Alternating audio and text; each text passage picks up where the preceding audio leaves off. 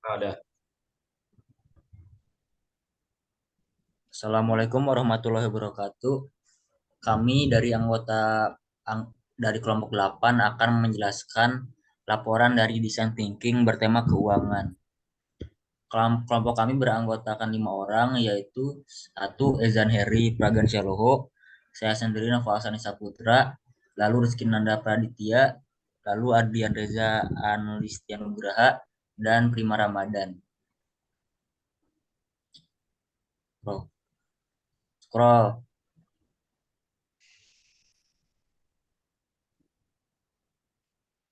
Selanjutnya,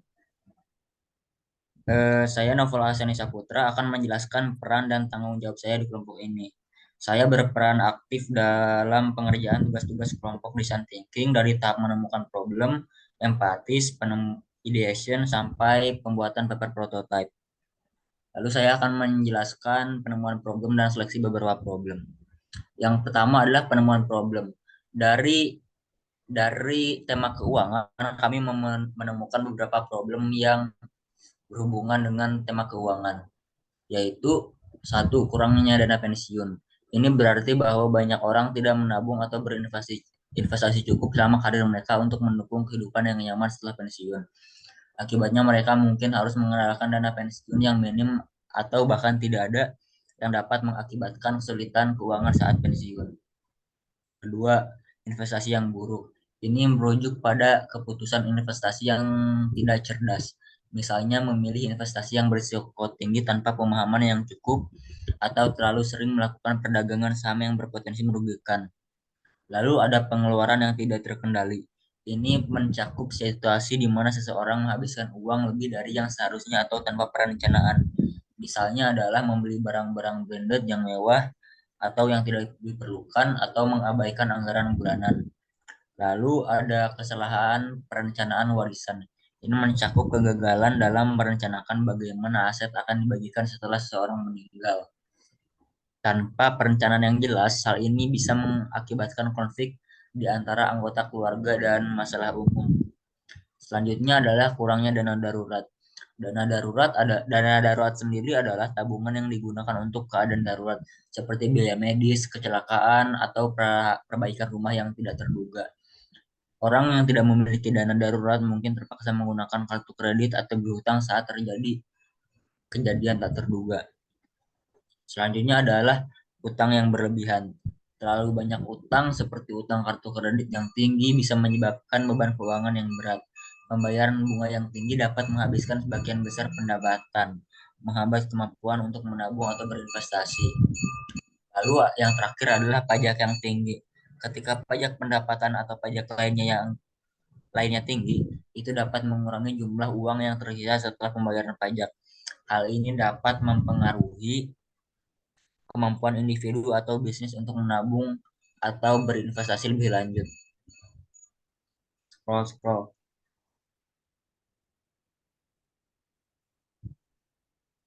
scroll.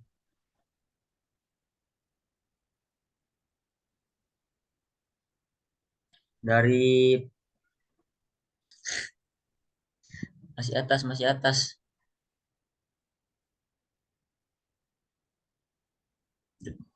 Liatinlah dari beberapa banyak masalah problem tersebut, kami mengambil tiga tiga problem yang sering terjadi, yang kiranya kami sering terjadi di masyarakat, yaitu tidak punya dana pensiun, kurangnya dana darurat, dan investasi yang buruk.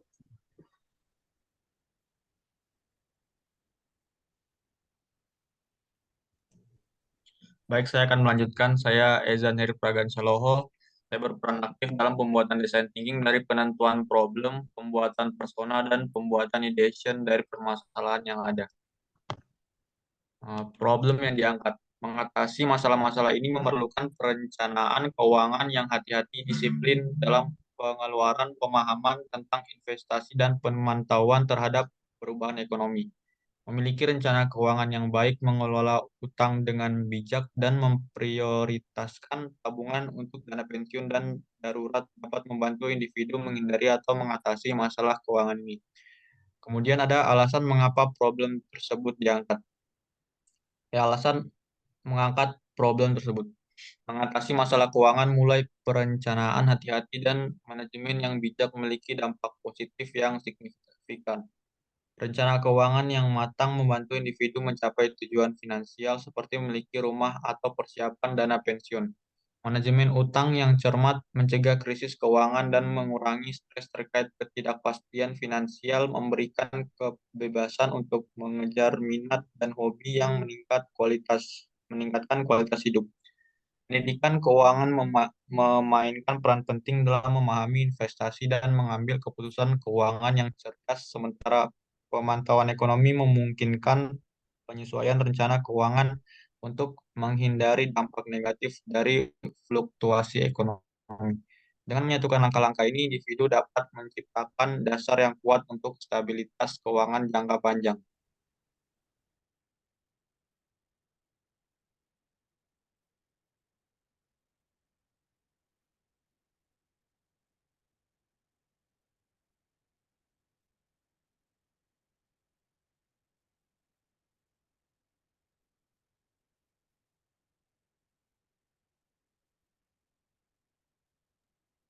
Lanjut, lanjut. Siapa tuh? Metode.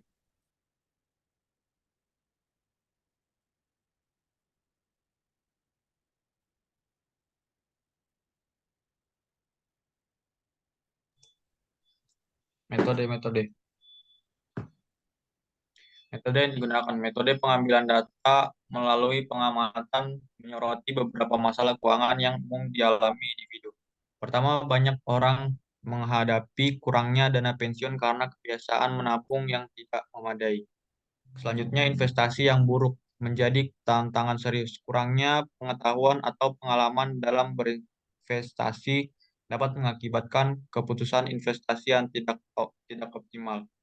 Kemudian masalah yang ketiga adalah kurangnya dana darurat yang dapat menyebabkan ketidakstabilan finansial dalam menghadapi situasi darurat seperti sakit atau kehilangan pekerjaan. Next.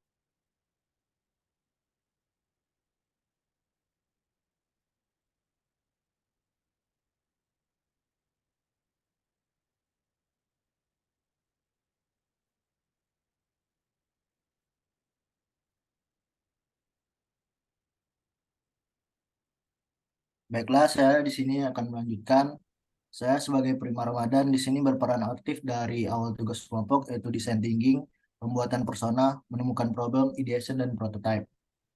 Di sini kami sudah membuat user personanya dan ide dari user personanya dapat dilihat ke bawah. Scroll. Ada beberapa ide dari user persona yaitu platform investasi online yang bisa diakses segala kalangan, di mana memilih fitur portofolio resiko, memiliki fitur perencanaan dana seperti dana pensiun, dana pendidikan anak. Terus penyedia layanan konsultasi mengenai aspek-aspek yang dibutuhkan seperti investasi, mengelola uang, membagi kebutuhan, apa saja yang diperlukan. Selanjutnya membuat channel YouTube edukasi tentang penjelasan sistem pajak, cara kerja, dan lain-lain. Membuat aplikasi trading saham online dengan fitur prediksi keuntungan dan naik turunnya pasar. Membuat channel YouTube tentang strategi pembayaran ekstra yang dapat membantu membayar hipotek lebih cepat. Dan terakhir membuat aplikasi mengenai manajemen keuangan seperti pengeluaran dan pemasukan. Bawah, next. Dari beberapa ide di atas dapat diambil dua ide, yaitu membuat aplikasi mengenai manajemen keuangan seperti pengeluaran dan pemasukan. Dan selanjutnya platform investasi online yang bisa diakses segala kalangan, di mana memilih fitur portofolio risiko, memiliki fitur perencanaan dana seperti dana pensiun dan dana pendidikan anak. Baik, selanjutnya saya lanjutkan. Saya Rizky Nanda Praditya. Saya berperan untuk mencari ide yang diangkat dan alasan mengangkat ide tersebut. Untuk ide yang diangkat sendiri, yaitu membuat platform investasi online yang bisa diakses segala kalangan, di mana memiliki fitur portofolio, resiko, dan memiliki fitur perencanaan dana seperti dana pensiun dan dana pendidikan anak, serta lain-lainnya. Kemudian untuk alasan mengangkat ide tersebut adalah alasannya sendiri, yaitu banyak orang yang masih kesulitan dalam mengelola keuangan dan membagi pengeluaran uang akan dilarikan kemana, dan banyak juga yang menggunakan uang tidak sesuai dengan kepentingannya. Maka dari itu, kami mencoba membuat setiap user itu untuk eh,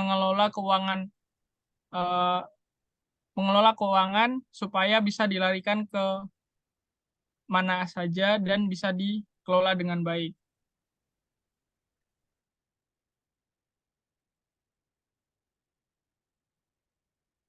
Kemudian yang terakhir saya Adrian Reza Alisya Nugraha. Di sini saya berperan untuk membuat latar belakang dan prototipe aplikasinya. Yang pertama, latar belakangnya adalah dalam beberapa tahun terakhir, pasar saham telah menjadi tempat yang semakin menarik bagi investor individu. Melalui kemajuan teknologi, akses ke informasi pasar dan peluang investasi telah meningkat secara signifikan. Meskipun demikian, masih ada beberapa hambatan yang dihadapi oleh investor pemula dan bahkan yang memiliki pengalaman. Maka dari itu, kami memutuskan untuk mengembangkan aplikasi investasi saham yang memfokuskan pada memberikan solusi untuk mempermudah proses investasi bagi semua kalangan. Aplikasi ini akan memberikan akses mudah, edukasi yang komprehensif, dan alat analisis yang dapat dipahami dengan mudah, sehingga membantu investor untuk mengambil keputusan investasi yang lebih cerdas. Kemudian ini contoh prototipe aplikasi kita.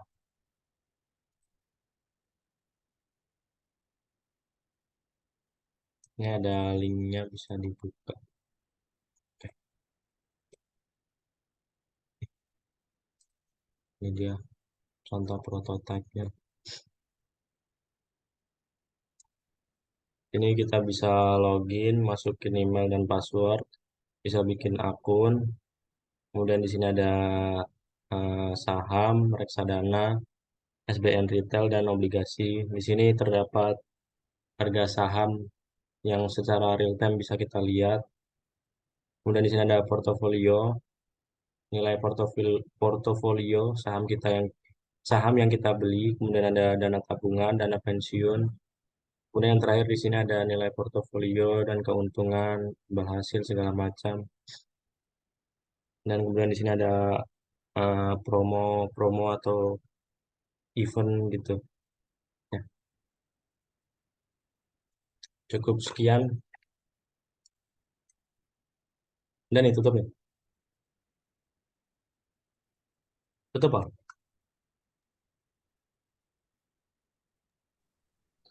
Sekian laporan kelompok kami tentang design thinking bertema keuangan. Mohon maaf bila ada kekurangan. Assalamualaikum warahmatullahi wabarakatuh.